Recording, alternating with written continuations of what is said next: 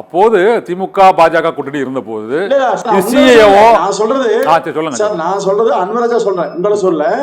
அதாவது அன்வராஜா இன்றைக்கு நியாயப்படுத்தி பேசினார் என்று சொன்னால், அதிமுகவை மட்டுமே இது போல ஒரு கட்டமைப்பை உருவாக்கி இதன் மீது குற்றம் சொல்லி தேர்தல் நேரங்களில ஒரு பலகீனத்தை உருவாக்க திமுக முயற்சிக்கிறது. அந்த முயற்சிக்கு உறுதுணையாக அன்வராஜா போறாரு. இப்போ அன்வராஜா என்ன வாய்ப்பு இல்லைங்க, அமைச்சர் ஆனாரு, எம்எல்ஏ ஆனாரு, நாடாளுமன்ற உறுப்பினர் ஆனாரு, மக்களவை உறுப்பினர் தயாரானாரு. எந்த வாய்ப்பு அவருக்கு எல்லாம் போச்சு? அப்போ எல்லா இடத்திலும் சேர்த்து வைத்திருந்த அதிமுக மோசம் புதிதாக வந்த திமுகவோடு போறேன்னு சொன்னா, ஏற்கனவே அதே அந்த மாவட்டத்துல 4-5 பேர் மாவட்டத்தில் இருந்தவர்களே ராமநாதபுரம் மாவட்டத்துல இருந்து திமுக போய் என்னாச்சுங்க, எல்லாம் காணாம போனாங்க. அப்போ இது திமுக என்ன தேவைன்னா, அதிமுக பலகீனமாக இருக்கிறது காண வேண்டும் என்று முயற்சிக்கிறது. அந்த முயற்சிக்கு பலியாக இருக்கிற அன்வராஜா. இப்போ அன்வராஜா போறதுனால அதிமுகவுக்கு எந்த இழப்பும் வராது. ஏற்கனவே 10-15 முன்னாள் அமைச்சர்கள் அதிமுக திமுக போனாங்க, அமைச்சர் இருக்காங்க. அப்போ இதில் தனி நபர்களை நம்பி எல்லாம் அதிமுக இல்ல. எம்ஜிஆர், அம்மா, இந்த எடப்பாடியார், இப்படி இந்த தலைவர்கள் நம்பிதான் இருக்குங்க. இது தொண்டர்களுக்கான இயக்கம். இந்த தொண்டர்களுக்கான இந்த இயக்கம் தொண்டர்களால் பாதுகாப்படைய அன்வராஜா போன்ற சுயநலவாதிகளால் பதவி மோகத்துக்காக செல்லக்கூடிய நம்பி அதிமுக இல்லைங்க. ஓகே, வாக்குகள் வந்து அந்த அதிமுகவுக்கான அந்த சிறுபான்மை வாக்குகள் என்பது பாரதிய ஜனதா கட்சியுடன் கூட்டணி வைப்பதால் எந்த விதமான ஒரு பாதிப்பையும் சந்திக்காதுன்னு சொல்றீங்க உறுதியா? சார், நீங்க ஒரு பிரிவினர் வாக்கு வரும் வராது என்பதற்காக அமைக்கப்பட்டதல்ல கூட்டணி. கூட்டணி என்பது திமுக ஆட்சி வேண்டாம் என்பதற்காக கூட்டணி. இப்போ எந்த ஒரு இயக்கத்திலிருந்து திமுக எதிர்ப்பாக்கள் பிரிந்து சென்று விடக் கூடாது நோக்கத்தை தாண்டி எதுவுமே அதிமுக இல்லையும் தெளிவுபடுத்தியாச்சுங்க. திரும்ப திரும்ப சொன்னவரும் கூட வேண்டாம் சார், பிஜேபியோட கூட்டு வேண்டாம்னு சொல்றீங்க, பிஜேபி தனியா அமைச்சிடலாம், அதிமுக என்ன பண்றதப்பா?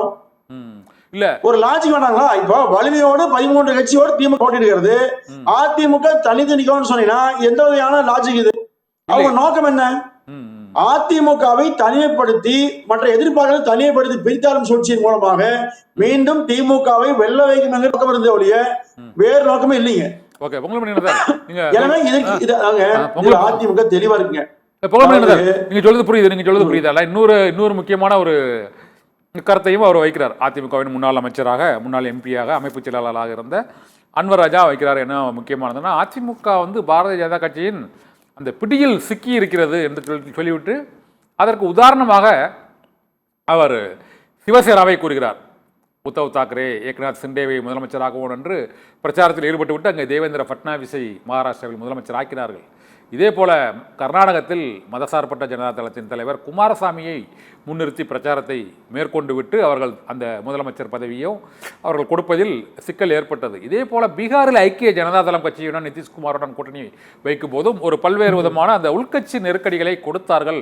அது போன்ற ஒரு சூழ்நிலை அதிமுகவுக்கு இங்கு பாரதிய ஜனதா கட்சி கொடுத்து ஒரு சிக்கலை உருவாக்கும் என்றும் அவர் அன்வராஜா, நேற்று வரை அவர் அதிமுகவில் இருந்த அன்வராஜா என்று கூறுகிறார். அப்படி ஒரு சிக்கல் உருவாகுமா, உருவாகாதா? சார், திமுக பிடிக்குள் சென்றிருக்கிற அன்வராஜா திமுக குறித்த கடந்த கால வரலாற்றை அவரே பேசியிருக்கிறார். அதாவது தமிழ்நாட்டில் திரு கருணாநிதி அவர்கள் பிளவுபடுத்தாத கட்சியே கிடையாது, கருணாநிதி அழிக்காத கட்சி தமிழ்நாட்டில் இல்ல. இப்போ நீங்க ஒவ்வொரு கட்சி கம்யூனிஸ்ட் கட்சி வரை அழித்தது அவர். ஆனால் அவர் இன்றைக்கு பிஜேபி பிளக்குகிறார். இப்போ எடப்பாடியார் வந்து நாங்க ஒன்னும் ஏமாளி இல்லைன்னு சொன்னது திமுக சொன்ன அந்த வார்த்தையா சொன்னார். அதிமுக தன்னை அழித்து கொண்டு இந்த தேர்தலை சந்திக்க வேண்டிய அவசியம் அதிமுக இல்ல சார். அதிமுக ஆட்சிக்கு வர வேண்டும் என்கிற செய்தி என்பது அது தன்னை அழித்துக் கொள்ள முயற்சியா? அதாவது நீ ஒவ்வொரு மாநிலத்துக்கும் நடந்த பிரச்சனை பாருங்க, ஒரு மாநிலத்துக்கு மாநிலம் பிரச்சனை வேறுபடுங்க, அதை நீங்க டீப்பா விவாதிக்கணும்.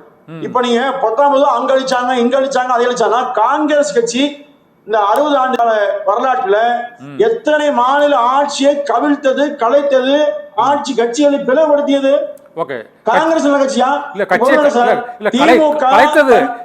கட்சிகளை உடைக்கும் வேலையில வந்து காங்கிரஸ் பெரிய எங்க உடைக்கல. இதே எம்ஜிஆர் அவர்கள் வெளியேற்றப்பட்ட போது இந்திரா காந்தியினுடைய அந்த சூழ்ச்சிக்கு பலியாகி திமுகவை பிளவுபடுத்தினான்னு திரு கருணாநிதி சொன்னார் இல்லைங்களா? சரி, அதே மாதிரி இந்தியாவில்